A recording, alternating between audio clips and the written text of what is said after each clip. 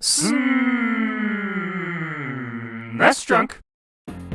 We've all been there, or at least those of you that grew up with the 8 and 16-bit eras like I did. Everything good at the rental store is checked out, so now we gotta roll the dice on something new. And it's at that point that many publishers tried to win us over either through an all-out advertising blitz through gaming magazines, comic books, and TV commercials, or just by making some weird-ass cover art. The mid to late 90s in particular were kind of a strange time for this kind of thing, because we'd reached a point where not only certain game series and characters were well established, like Mega Man, Castlevania, Sonic, or Mario or whatever, but even certain licenses and developers were starting to catch on as a sign of quality. You could usually count on Capcom, Konami, and Squaresoft to create something good, but even stuff like Ninja Turtles and Batman usually made for good game fodder. So, the many publishers that wanted to create hype around something new, they were left with the aforementioned advertising onslaught and or bizarre cover art. One of the best examples of this is the game Zoop. Publisher Viacom was used to putting out games based on well-established properties, everything from Ren and Stimpy, to Rocko's Modern Life, to Beavis and Butthead. Really, you didn't need much to promote games like that. You just say, hey, this exists. Zoop, on the other hand, is the only quote-unquote original game Viacom published, on the Super Nintendo anyway, so they had to come up with a strategy to get people into this game. The resulting bombardment of ads led to stuff like this. This looks pretty weird now, but hey, if you weren't there, this is just what the 90s looked like, kids. This fit right in with everything else. I'm sure there are at least a couple of you watching that see this Zoop logo and say to yourself, hey, it's that. Or maybe you never played this at all, and your mind's eye only recognizes it subconsciously thanks to the inherently insidious nature of marketing. So what the heck is Zoop? It's a single-screen puzzle game where you play as an arrow that moves around in a 4x4 square, while a bunch of shapes made up of different colors start popping up from all sides, and you gotta clear them out before they reach your square. The thing is, you can only get rid of stuff the same color as your shooter arrow thing. If you fire at something that's a different color, you switch colors with it. So, in order to get rid of stuff as it comes, you gotta be constantly flipping colors to destroy what's coming at you. It's actually not that bad. The music is okay, and the gameplay is simple enough, although yeah, it is pretty distractingly ugly at times. Since this is a puzzle game, this ended up being one of those games that was absolutely friggin' everywhere. DOS, Mac, Game Boy, Game Gear, Jaguar, the frickin' Saturn got a port for some reason. And while it's not exactly worth going out of your way to play, it's not that bad either. For some reason, the N64 has a bunch of titles where all most people know is the cover. The best example of this is Forsaken, otherwise known as this game.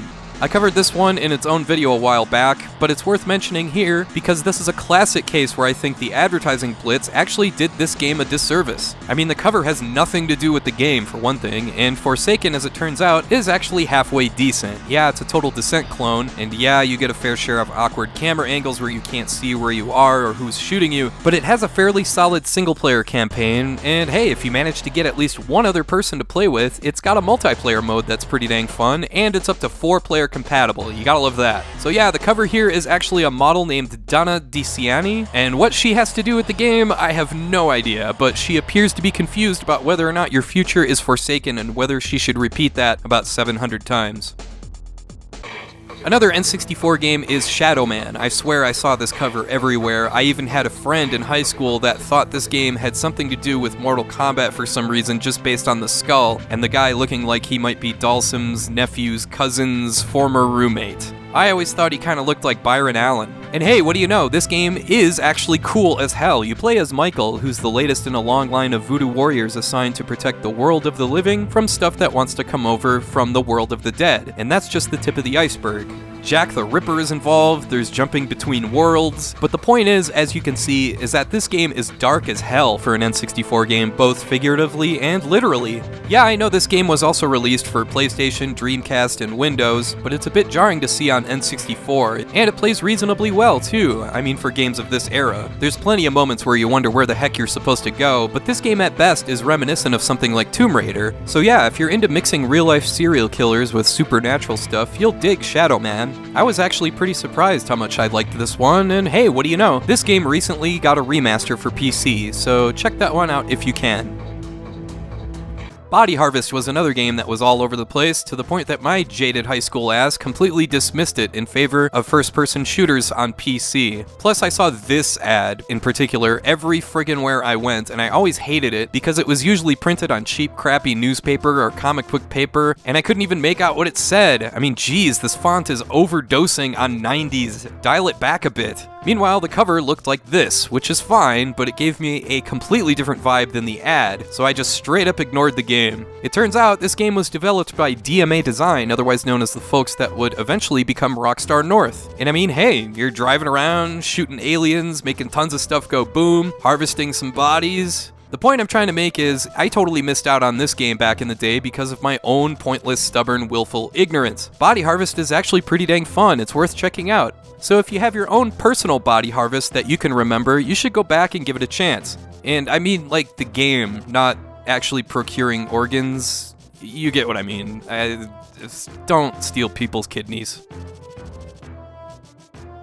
Moving on, let's bounce back to the Super Nintendo, and it's everyone's favorite crazy grandpa. Everyone's seen this cover for the game Phalanx, easily the most what in the hell is that supposed to be game box art of the 16-bit era, or maybe ever. Yeah, I know it says the hyperspeed shootout in space, but I mean, that doesn't exactly narrow it down. Do you play as the old guy in space? Is it a game like Cotton, only instead of riding a broom, you're riding a banjo? If anyone wants to steal that idea for a sprite swap, please do so. So what's the deal with this box art? Well, Destructoid actually had an interview with one of the guys that worked with the ad agency for Phalanx publisher Chemco, and the answer is pretty much exactly what you'd think it would be. The game needed to stand out from other space shoot-em-ups, so they went in hard on the what the hell is that factor, and got the now famous banjo player who had worked previously in advertising as Santa Claus. If you want to read the article yourself, there's a link in the description. And by the way, I wouldn't be doing my due diligence if I didn't come to bat for Phalanx. It's a perfectly decent horizontal shoot-em-up, and it's pretty newcomer friendly too, since you don't die in one hit. Hell, I bet even old Grandpa Banjo would have been able to get at least past the first couple levels.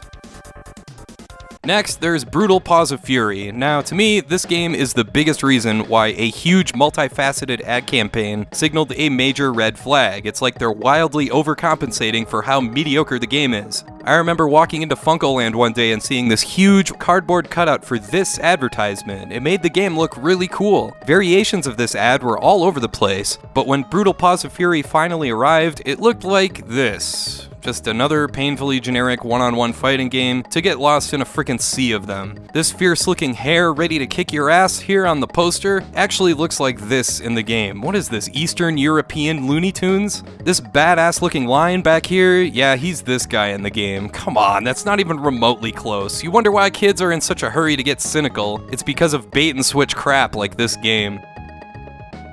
Of course, I also have to talk about Tuff E Nuff, also known as the game that was responsible for this cover. Yeah, this looks awesome. We got some Jim Lee, Rob Liefeld style art here. We got some generic version of All Might from My Hero Academia, or Dollar Store Sabretooth if you're looking at this back when it was released. Master the moves to master me. Uh-oh, that's not good. And yeah, this game is just kinda there. It's not as egregiously bad as Brutal Paws of Fury. I mean, this was at least made by Jalico, so it's competent. It's just aggressively generic. Like, this game is going door to door to tell everyone how frickin' regular and ordinary it is. It wears white polo shirts with beige pleated Dockers. It drives a tan Toyota Corolla where it listens to Kings of Leon. Its go-to beer is Miller Lite, and it eats its steak with ketchup. Well, okay, it's not that offensive. This game is competent, and that's about it, despite what that cover would tell you. Last but not least, let's take a look at this cover for Dino City, where we've got Poochie the dinosaur wearing super cool sunglasses and a leather jacket, over here hanging out with Lieutenant Tasha Yar's head on a child's body. 3 things were certain in life when this game was around in rental stores: death, taxes, and like 3 copies of Dino City being available for rent while everything else was checked out. The thing is though, this game is actually pretty good. No, really, you ride around on this dinosaur punching stuff or slinging projectiles with the ability to actually jump off to trigger platforms or dodge damage or grab stuff above you. This game is cleverly laid out. The level design does a nice job working with your character's abilities, plus the controls are fine, the music is nice, and the art style here is sharp looking. It reminds me of a faster paced Joe and Mac. Okay, that's being a bit generous, it's not that great, but still, when I sat down to play Dino City way back when, I remember thinking, where the heck has this game been? And then I remembered, oh yeah, it's been right in front of me for decades. It's just that awful cover art chased me away. Don't let the same happen to you, give this one a chance. Alright, I want to thank you for watching, and I hope you have a great rest of your day.